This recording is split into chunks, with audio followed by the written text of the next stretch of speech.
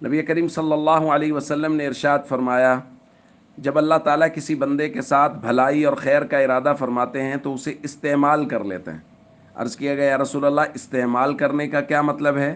نبی کریم صلی اللہ علیہ وسلم نے فرمایا، موت سے پہلے اسے نیک عمل کی، صالح عمل کی توفیق عطا فرما دیتے ہیں۔ دوستو، اس حدیث کی روشنی میں یہ بات تو بہت واضح سمجھ آ گئی کہ اگر کسی بھی بندے کو عمل صالح کی توفیق نہیں ہے تو اس کو یہ بات سمجھ جانی چاہیے کہ اللہ رب العزت نے اس کے ساتھ خیر اور بھلائی کا ارادہ نہیں کیا، لہٰذا پھر اللہ سے معافی مانگنی چاہیے، توبہ کرنی چاہیے، استغفار کرنا چاہیے، اور اس بات کی کوشش کرنی چاہیے کہ نیک اعمال کی طرف دل کو لگائیں تاکہ اللہ رب العزت ہمارے ساتھ خیر کا ارادہ فرما لیں۔ اور اللہ خیر کا ارادہ فرما رہیں گے کیسے پتہ چلے گا؟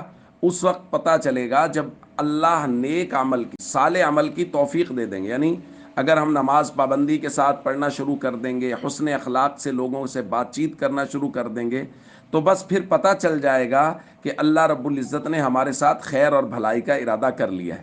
اس لیے ہم سب کو چاہیے 5 وقت پابندی کے ساتھ نماز پڑھیں اور لوگوں کے ساتھ حسن اخلاق سے پیش آئیں۔ السلام علیکم ورحمۃ اللہ وبرکاتہ۔